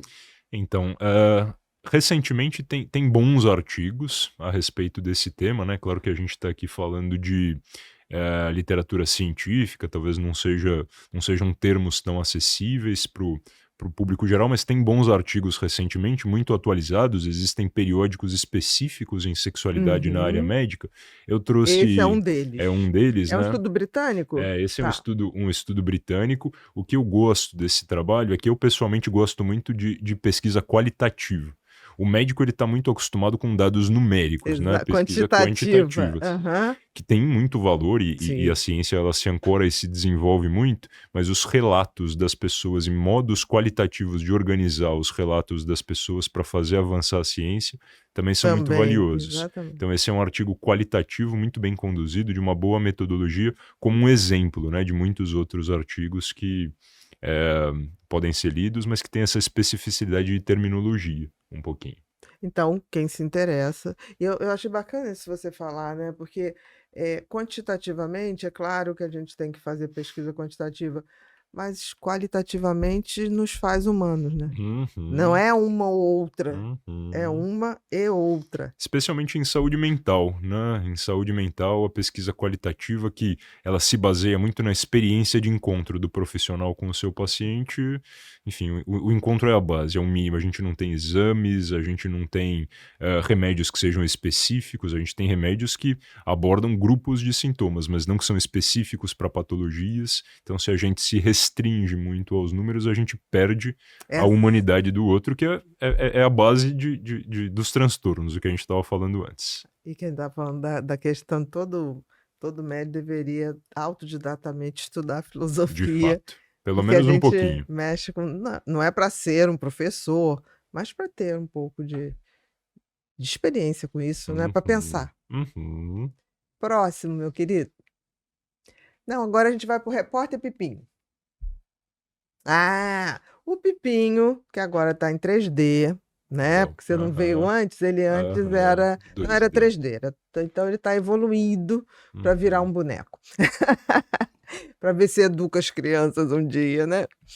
E o Pipinho, ele representa a comunidade Ser Humano Sustentável, que são pessoas que a gente tem lá hoje, 2.000 pessoas mais ou menos, 2.300, que são pessoas interessadas em conhecimento geral, principalmente ligado à saúde. Então, elas pediram, e a gente achou super justo, que elas tivessem com antecedência o convidado que viria. Então, a gente manda para elas de 15 a 20 dias antes e elas mandam perguntas que eles gostariam de fazer. Podemos? Vamos a elas. Então, vamos lá, Rô. Primeira pergunta: o que é hipersexualidade e como é diagnosticada? Perfeito. Hipersexualidade ele é um termo um pouco mais abrangente do que compulsão sexual, né? Que é esse termo que a gente falou que consta na CID-11. Até o DSM ele buscou incluir esse diagnóstico de transtorno hipersexual, que acabou inserido dentro dos transtornos do impulso. Então, hipersexualidade é esse termo-chave para falar. A gente fala sexualidade excessiva, mas isso não tanto num nível quantitativo, mas aquela sexualidade cuja experiência excessiva traz prejuízos para a pessoa ou para os demais ali que convivem com ela ou para a sociedade. E o diagnóstico, nesse caso, é um pouco o que a gente estava falando há pouco, né? O diagnóstico na psiquiatria, ele nunca é objetivo no nível dos exames, então é um diagnóstico clínico que depende... A clínica é soberana, né? Que depende da vivência subjetiva da pessoa, de sofrimento ligado a isso, do relato e da procura, geralmente ligado a desfechos negativos, né? Vivência de angústia ou outros comportamentos impulsivos, ou riscos, etc. Tem que ter um desconforto. Tem que ter um desconforto para a pessoa ou para os outros, né? Que sofrem com essa parceria, né? Disfuncional, de alguma maneira. Não é isso? Próxima, Rô. Toda pessoa que consome pornografia em excesso está doente? Essa pergunta também é boa colocada desse jeito, porque... A gente não mexe nas perguntas, tá? É original de como as pessoas Maravilha, isso é ótimo, né? Parece que a gente combinou um pouquinho com a pessoa que ia fazer essa pergunta na resposta anterior, porque tá ligado exatamente ao termo excesso ou o termo excessivo, que não é exatamente um termo quantitativo, a menos que seja um extremo muito grande, mas a experiência subjetiva de desconforto e de angústia. E aí sim, né, dá para falar em doença ou em patologia quando há sofrimento, que são as questões dignas de busca por ajuda, por tratamento. Então, um excesso não numérico, porque o numérico pode ser bem acomodado na vida daquela pessoa, mas quando há sofrimento ou prejuízo, sim, a gente Tem que fala em. ter as duas coisas, porque ele pode ter prejuízo e não necessariamente É, excessivo. Pode ser um exatamente. único episódio por semana e ter sofrimento. Exatamente. Né? Perfeito. Próxima, Rô. Existe tratamento para transtornos do comportamento sexual compulsivo? Sem dúvida, né, e acho que é até por isso que a gente está aqui, porque existe esse tratamento, né. Tratamento ele é multidisciplinar, ele é interdisciplinar, né, então do ponto de vista médico, a gente tem medicações para controle de impulso sexual que não são ligados à castração química, né, a Uhum. ideia não é privar o indivíduo de toda resposta sexual. Até porque faz parte Faz da parte. humanidade. É o que a gente estava falando no É. começo, né, das substâncias e do sexo e dos alimentos, que de alguma maneira não dá para viver sem. Então a ideia da medicação é restringir quando isso é excessivo ou ligado a intenso sofrimento, mas por outro lado, tratamento em psicoeducação, psicoterapia para o sujeito, para seus familiares, para as pessoas do seu convívio. Então a gente sempre trabalha em Em equipe e o prognóstico ele pode ser muito favorável. Tratar as comorbidades psiquiátricas ao mesmo tempo, que deve ter, né, sempre tem. né? As respostas são boas e, enfim, é para divulgar isso um pouco que a gente está aqui também. E qual a linha psicoterapêutica mais apropriada? Eu sempre brinco que a melhor linha é aquela ao qual o paciente melhor se adapta. Aham. É claro que os estudos eles vão dizer um pouquinho mais de terapia cognitivo-comportamental, não porque seja de fato melhor e nem pior, mas porque é mais fácil de você mensurar o desfecho e traduzir isso num estudo. Agora, qualquer psicoterapia em que a pessoa se sente bem acolhida e capacitada a formar mesmo uma relação de vínculo, de profundidade, uma relação efetivamente terapêutica é bem-vinda. E A se gente. sentir também empoderada no Sim, sentido de ter mais autonomia no sim. controle dessa impulsividade. Exatamente, né, a gente faz bastante terapia em grupo no Que Prosex, legal isso. né, grupos terapêuticos são muito efetivos, tanto para a gente, poder receber todo mundo que busca ajuda por uma questão operacional, mas não só, né, a literatura endossa muito o tratamento em grupo para sexualidade, mas também psicoterapia individual, com um profissional, formado em sexualidade, claro, mas profissionais da saúde em geral com boa abertura para falar de temas sexuais são sempre boas escolhas. Existem grupos como existe o AA, o NA? Não. Existe, Ah, existe, existe? existe sim, os Independente grupos. do Prosex ter Uhum. isso lá no Hospital das Clínicas, mas existe como existe compradores compulsivos, como existe os que amam demais. Existe, né, os grupos de apoio que a gente fala, ou Isso. essas técnicas baseadas num controle mais imediato, existe sim para a sexualidade, são de ampla divulgação, então quem quiser Tem nome pesquisar. esses grupos? São pessoas que acabam inseridas nesses outros, né? No Aham. NA tem muitos com compulsão Ah, sexual tem. também, Tá, entendi. nos que amam demais também tem Uhum. muita gente com compulsão sexual, e eu imagino que também já haja grupos específicos de ampla divulgação aí nos meios E que digitais. vale a pena, Vale a pena procurar, para né? quem se sente bem acolhido por isso, vale a pena procurar. Perfeito. Próximo, Rô. A pornografia pode ser usada como recurso terapêutico em casais? Pergunta muito boa, porque fala de uma face positiva da pornografia, né? A gente fala muito aqui das faces negativas da pornografia, que de fato existem, não porque a pornografia seja ruim em si, mas o tipo de uso que se faz dela pode ser muito problemático. Mas a pornografia, quando compartilhada por casais, ela pode ser um canal de abertura para uma De diversidade, desinibição. desinibição, Uhum. de diálogo, né? Ou até do aprendizado de certas práticas que podem fazer bem para aquelas pessoas. Então, sim, né? Casais assistindo juntos a pornografia, claro que uma pornografia que atenda ao interesse de ambos pode ser muito bem-vinda. Pode Esse é ser um um dos ponto bons de usos. encontro, Pode ser. Um dos pontos de encontro se ideal. for bom para os dois lados. Isso, ótima pergunta. Próxima, Rô. Quais sinais indicam que o prazer virou compulsão?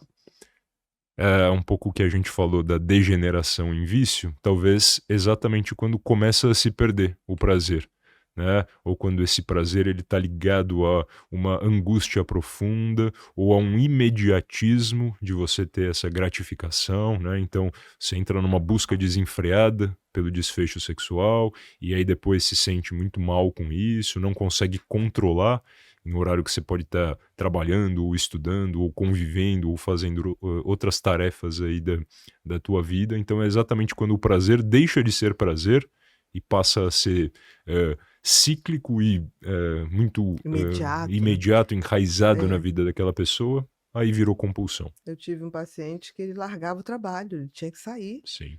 do trabalho, e isso causou. Ele depois Uhum, voltava e compensava ficando mais tarde.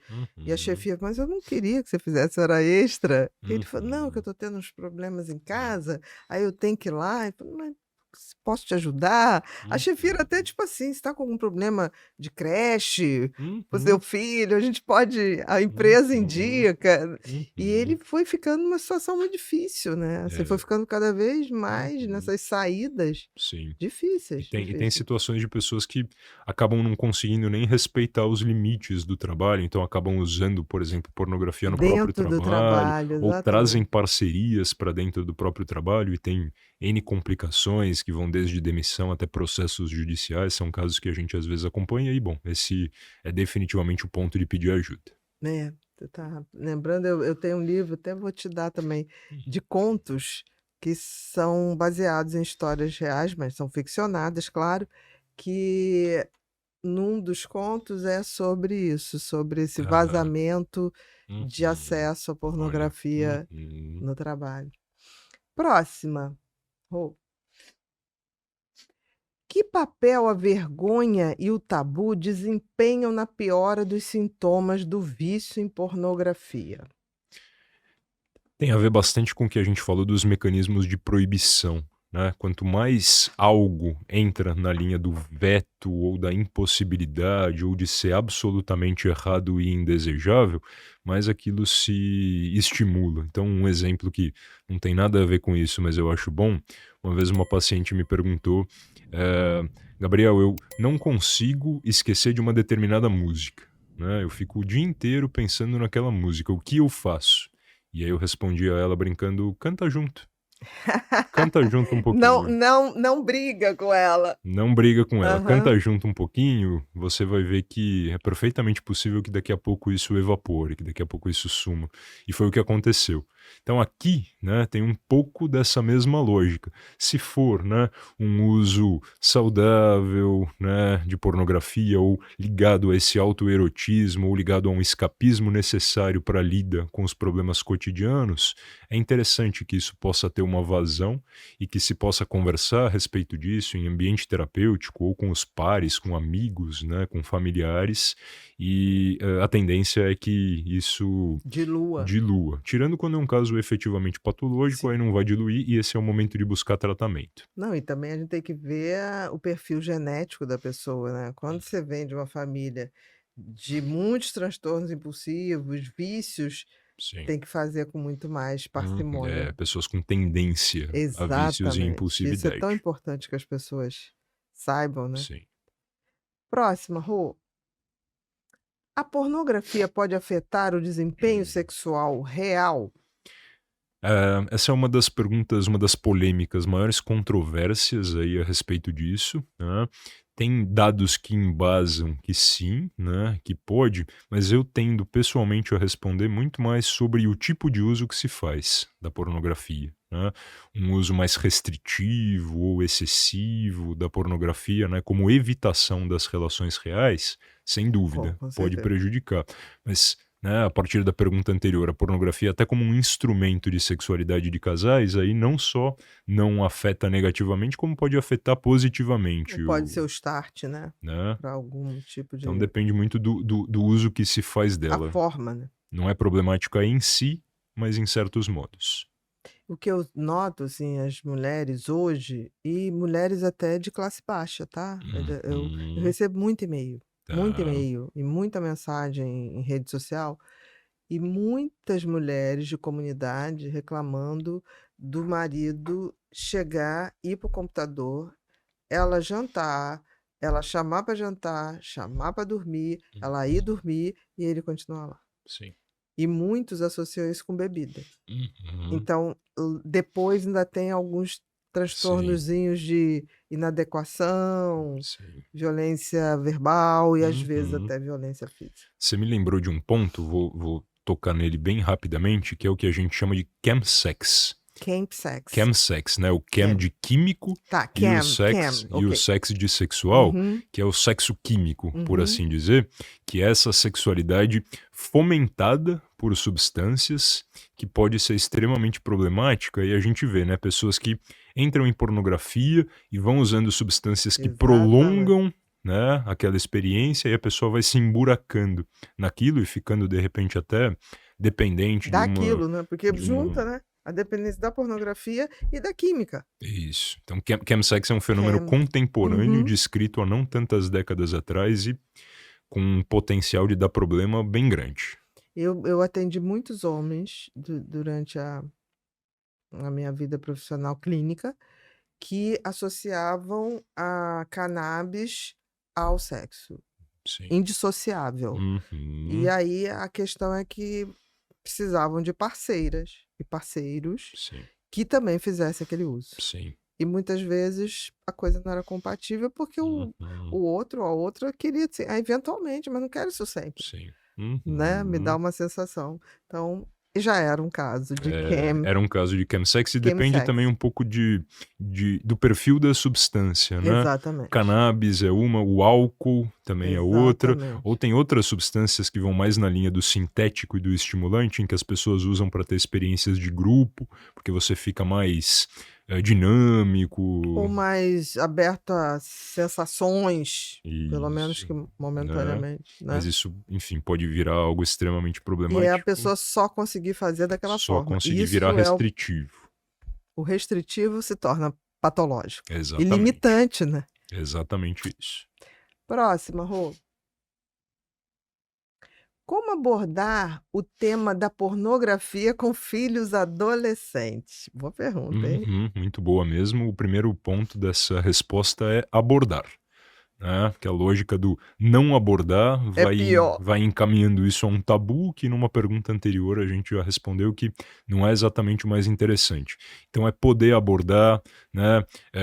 Poder falar a respeito do desenvolvimento sexual, de como é, das preferências.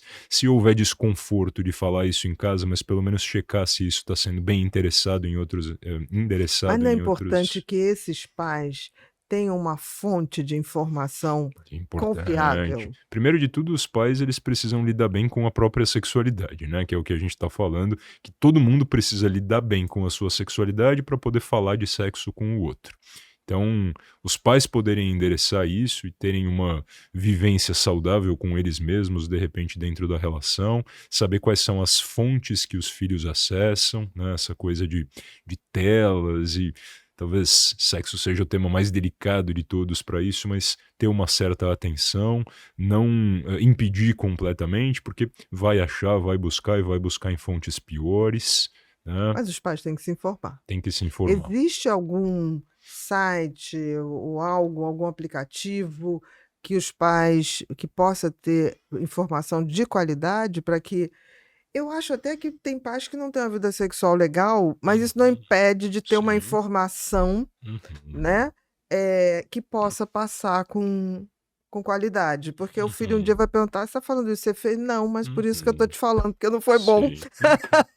Eu acho, né? eu tenho achado que a mídia geral tem endereçado isso bem, né? Uhum. Eu sou muito leitor de jornal, de revistas, né? O modo pelo qual eu me atualizo. E os bons jornais, as boas revistas atualmente têm colunas, têm colunistas específicos para falar a respeito do tema, ou podcasts, videocasts sérios como esse também, Uhum. né? O que a gente está fazendo aqui é um pouco trazer informação de qualidade, algumas das leituras para aqueles que quiserem se aprofundar dentro do que a gente comentou Aquele antes. mais a pornografia, o Isso, né? curso Os social. mais gerais, mas Uhum, a mídia comum tem endereçado isso bem, eu tenho achado, nos uhum, últimos tempos. Passou a endereçar isso bem, especialmente da pandemia para cá. exatamente. Próxima, Rô. A hipersexualidade sempre tem causa emocional? Aí é um pouco o problema da causalidade em psiquiatria, ela é sempre uma causalidade múltipla, né? Então, hoje em dia, a gente adota muito dos modelos biopsicossociais. O psico da palavra biopsicossocial, sim, né? São as causas psicoemocionais, as vivências subjetivas, a própria formação psicológica do sujeito, mas isso ligado a aspectos biológicos e corporais, tipo o que a gente falou há pouco, né? A tendência à impulsividade e aspectos socioambientais, um pouco o que a gente falou, né? As experiências de abuso e a construção de uma sexualidade patológica vem muito do ambiente social e familiar em que aquele sujeito está inserido. Então, sim, né? Os aspectos emocionais eles têm Mas não direta são só relação, eles, né? mas não são só eles e é sempre a interação de todas essas variáveis. Talvez os emocionais, me corrija, por favor, se eu estiver errada, sejam mais gatilhos, mas Uhum. não é o único. Exatamente, são mais fatores precipitantes, Precipitantes, gatilhos, exatamente. estados emocionais complexos ou angustiados favorecem a busca por soluções fáceis, né? Perfeito. Próxima, Rô. O que fazer quando o parceiro esconde o uso excessivo de pornografia? Que eu acho que é a maioria. É, Eu acho. de fato é a maioria, né? Bom, não necessariamente isso é flagrado, né? Porque hoje em dia todo mundo tem o seu celular, o seu computador, então as pessoas acabam fazendo isso em ambiente mais Reservado. reservado, mas talvez o próprio fato de ser flagrado indique que aquilo está excessivo demais. Não está conseguindo Nem manter uma descrição, uma digamos aparência, assim. né? Guardar aquilo para si. É poder falar sobre, no fim das contas, né, a gente tá falando um montão de coisas, mas elas se resumem à necessidade de boa comunicação, né? A comunicação, seja ela verbal, dialógica e corporal, que é a relação sexual. Então é poder tocar no assunto, né, ver se existe alguma abertura, não fazer isso de um jeito extremamente rígido e moralizante e já colocando o problema todo nas costas daquela pessoa, mas entendendo, né, ou tentando entender quais são os motivos pelos quais a pessoa faz aquilo e oferecendo ajuda especializada, né? Então, vamos juntos, a gente vai buscar um tratamento, um grupo ou um Isso quando a profissional, pessoa quer. quando a pessoa quer. Porque a pessoa que pega ou que está incomodado também tem que estar preparada para não ser ainda a Uhum. hora do Sim, outro. E aí ela exatamente, não vai conseguir buscar ajuda exatamente. sozinha por ele. E às vezes isso também é um sintoma de algo que não vai bem naquela relação, Exatamente. né? Então, talvez daí surja a possibilidade de melhorar aquela relação, seja ela sexual ou afetiva no geral. Às vezes até se encaminhando para um tratamento do casal, né? Uhum. Psicoterapia de casal é um dispositivo que existe nesse sentido. É a pessoa, né? O parceiro ou a parceira também tentar se inserir nesse cuidado do jeito mais acolhedor e sem julgamentos possível. A maioria participa? Você nota isso? Não sei se a maioria participa, mas a maioria deveria participar. A gente Uhum. sempre chama, né, no consultório, eu sempre abro as portas aí para a parceria participar. Num serviço, num grupo, isso acontece segundo um certo cronograma, mas a ideia é que em algum momento sempre possa participar.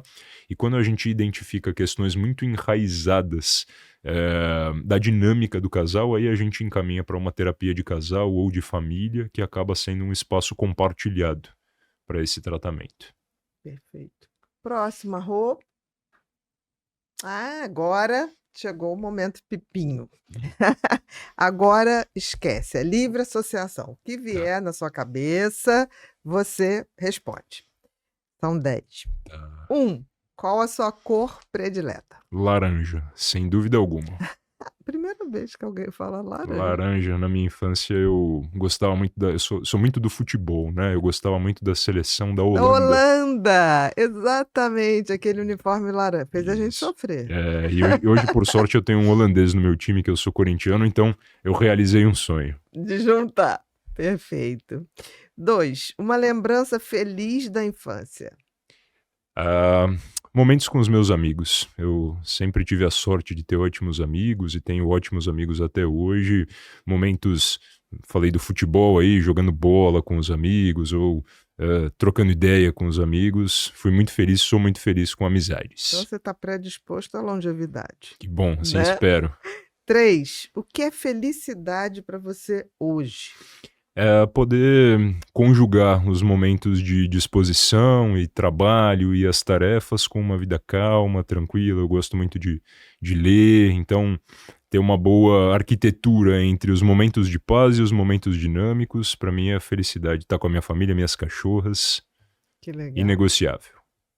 Quantas cachorras? Tenho duas cachorrinhas, tô com saudade delas, legal. inclusive. Eu não vivo sem. E somos dois. 4. Um hábito essencial no seu dia a dia. Hoje em dia, atividade física. Nem Uhum. sempre foi assim, mas eu sou um praticante diário hoje de atividade física. Dedico isso à minha esposa, ela que me Convenceu. iniciou. E Boa carioca, é boa isso. carioca. E agora ficou sério. Hoje eu faço atividade física todo dia e faz muito bem não só pro meu corpo, mas para começar meu dia eu não começo sem. Com aquela disciplina e constância. Disciplina, isso. E uma atividade prazerosa, né? Não pode ser alguma coisa, falou de coisas rígidas, forçadas. Tem que curtir. Eu curto Sim. correr, então muito me agrada. Você junta, né? Para ficar mais fácil de Isso. praticar. 5. Do que você tem medo? Medo. Boa pergunta. Acho que medo de... Não tenho exatamente medo de morrer. Não é essa morte da qual eu tenho medo, a do corpo, mas talvez o isolamento absoluto em que eu vejo uma sociedade que se encaminha muito mal, né? É ver a coisa se perdendo diante dos meus olhos. Perfeito. 6. O que é amor na sua visão? Amor bom, respondi de 2 jeitos. O meu tema de estudo, né? Amor é a palavra cujo significado eu mais busco filosoficamente e subjetivamente, mas amor é poder estar junto, né, com alguém que naturalmente é quem se ama, do modo mais profundo, mais íntimo, mais tranquilo, mais não conflitivo. Isso pode ser romântico ou não necessariamente romântico, ou pode ser até com um objeto que não é exatamente um objeto físico, né? Amar conhecer, amar explorar o mundo, amar a Deus, para quem Sim. tem fé. Então, o amor é esse sentimento de entrega profunda e tranquila ao que quer que seja. E que faz bem, né? 7. Que erro virou aprendizado para você?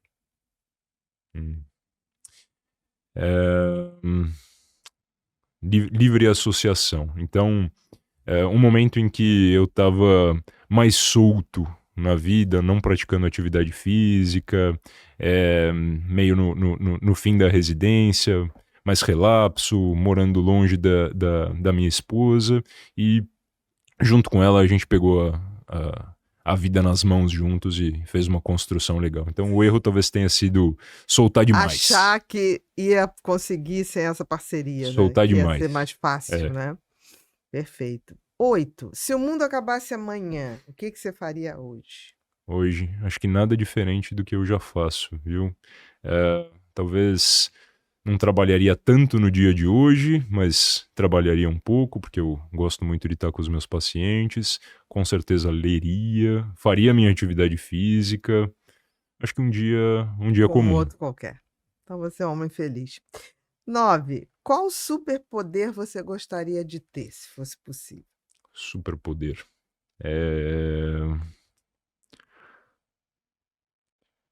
Essa é muito difícil, hein? Qualquer um. Superpoder, acho que do conhecimento infinito. Perfeito. Meio Poder salomônico saber, isso, né? poder saber todas as coisas. Meio salomônico, Hum, né? Mas é um bom. Ninguém tinha falado hum. isso. Ninguém. Muita gente aposta no ser invisível, Tá, saber o que se passa na cabeça dos outros. tá. É, Você foi mais sábio. o conhecimento infinito tem um pouco a ver com saber o que passa na cabeça dos outros. Mas aí é um movimento mais seu, né? É, mais meu. E 10, uma frase ou um pensamento que te acompanha sempre e que você gostaria de deixar. Não precisa ser a frase completa, porque tem gente, tem uma frase que eu não lembro, mas o sentido, Uhum. tá? É, poder viver do melhor jeito possível e ser a melhor versão de quem se é, né? Eu levo isso muito a sério, porque a gente sempre pode melhorar, e bom, se eu não acreditasse em melhora, eu provavelmente estava na profissão errada, mas a gente tem uma certa base ou certos elementos que organizam a gente como é e que também, por um outro lado, são limitadores. Então, ser a melhor versão de quem de fato se é, eu acho que é algo que me norteia muito na Até vida e porque na não clínica. podemos ser outra pessoa, né? Não podemos ser outra Perfeito. Então pessoa. não adianta ficar nesse movimento de querer ser fulano. É isso. Você tem que dar conta da gente, né? Querido, muito, muito Eu obrigada. que Foi agradeço. maravilhoso, foi maravilhoso. Realmente, aprendi muito e estou com algumas reflexões. A gente queria te dar um presentinho aqui do Pod People, Opa, essa eco bag. Você hoje vai sair daqui. Aqui tem é, sua creatina sim. maravilhosa, até com cúrcuma, que você vai adorar. Aqui Uhum. do Pipinho, um caderno Opa, que a gente acredita nas pessoas eh, escrever à mão. sim. Eu tenho muito isso, assim, acho que E faz fundo bem. laranja. E fundo laranja. O nosso símbolo é meio laranja É, mesmo. Aqui uma canequinha para quando você opa, tomar seu café, seu chá, ótimo, você lembrar da gente. Pode perfeito. deixar tudo aqui do ladinho, que as crianças vão ajeitar tudo para você. Opa, Mas não maravilha. acabou. A gente tem aqui Um Tempo para Mim, que foi o Ó, último livro que eu lancei ano legal. Espero passado. que não tenha limite de bagagem aí para voltar para São Paulo. Acho que não. Mas De esses daqui são frases, prioridade. Eu de tiro. frases, e ele vem por cor, e tem uma estação aí que é laranja, Ah, tá olha, é bom? verdade. De fato, Que eu gostei botei muito. cores, Nossa, e com dedicatória para mim, claro, melhor ainda. É melhor mais ainda. especial. Ó, Felicidade também, que foi um livro um pouquinho filosófico, Ótimo. mas dentro de um contexto que eu escrevi Uhum. na pandemia, para a gente Legal. não se esquecer. Mentes e Manias, que é sobre transtorno obsessivo, porque tem um capítulo Aham. que eu falo que muitas pessoas com TOC também têm uma questão de compulsão sexual. Ah, isso de fato. De É, fato, a gente não falou né? sobre isso, mas é uma comorbidade e um diagnóstico Muito comum. diferencial. Talvez porque eles têm uma ansiedade tão grande que é uma válvula de escape. Pega para mim o de contos, aquele meu de contos, Janelas da Mente, que tem Ótimo. um conto ali que é um conto sobre compulsão sexual. Aí queria que você Ah, visse. Eu acho que vai pagar um pouquinho de excesso de muito. bagagem, Tá tudo bem, eu tá? tenho um bom motivo. E muito bom, eu gosto muito leituras acadêmicas, mas eu gosto ainda mais de leituras não acadêmicas, então, Sim, porque assim, baseado na prática clínica, e aí ótimo. a gente fez um apanhado, claro, ficcionou tudo, não tem como expor ninguém, mas Sim. tem um Ah, especificamente que sobre ótimo. essa questão sexual. Vou adorar. Agora eu queria que você olhasse só para aquela câmera, seja mal educado, não olhe para mim, leve seu microfone e dê todos os seus recados. Onde as pessoas te encontram, para quem está com problema, quer procurar ajuda. Agora é com você. Bem, então, primeiramente agradecer a oportunidade, né, que é a oportunidade de falar de modo sério sobre um tema que me comove muito, que é a sexualidade humana. Eu não sou um sujeito de redes sociais, então talvez eu seja o primeiro e o único a dizer que não usa Instagram, mas eu deixo aqui para vocês o meu e-mail, caso queiram me contatar. Ele se escreve Becker, Becher, .gabriel@gmail.com. Lá eu também posso responder a você sobre agendamentos, enfim, a gente consegue ter conversas nesse sentido. E o Prosex, né, esse serviço do Hospital das Clínicas da Faculdade de Medicina da USP, ele tem uma triagem aberta, então caso alguém queira buscar ajuda sobre qualquer uma das problemáticas sexuais que a gente comentou, está liberado para uma triagem. O único limitador é que é presencial em São Paulo. Então é para aqueles que estiverem em São Paulo. Eu só não sei o telefone agora de cabeça, mas daqui a Mas pouco o site é Prosexo. É um telefone fixo. Prosex. Prosex escrito PROSX. Mas as pessoas acham mas Prosex. tem um telefone fixo. Uhum. Não tem problema, porque se elas jogarem para informação, Legal. Prosex. Isso, tem um telefone fixo e lá a gente consegue marcar triagem para quem quiser. Mas hoje em dia, a Abens, que eu comentei, também é um ótimo canal para se procurar, porque lá existe uma página com vários profissionais cadastrados por estado e todos são especialistas em sexualidade. Abens com 2 S. ABEMSS, né? Tem um site e é fácil de achar e tem uma página de profissionais cadastrados. Todos eles são altamente habilitados para atendimentos em todas as regiões do Brasil. Perfeito.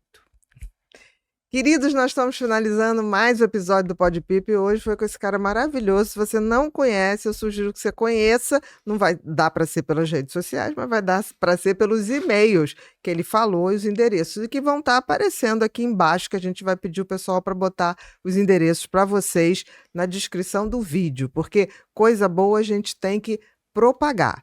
Sexo é bom, mas tem sexo que não é bom. Eu sempre digo, sexo é bom quando é bom. Se você acha que sabe sobre sexualidade, repensa um pouquinho. E se você sabe, não tem problema, é sempre bom a gente saber mais. E se você gostou da nossa conversa, compartilha para as pessoas que podem aprender e se beneficiar de uma sexualidade mais saudável e mais feliz. Aqui na comunidade Pod People, você já sabe que a gente acredita em autoconhecimento e conhecimento para a gente realmente ser um ser humano melhor. Se eu fosse você, se não é inscrito, você se inscreva e acione o sininho para receber todas as novidades. Muito obrigado e até o próximo Pod People.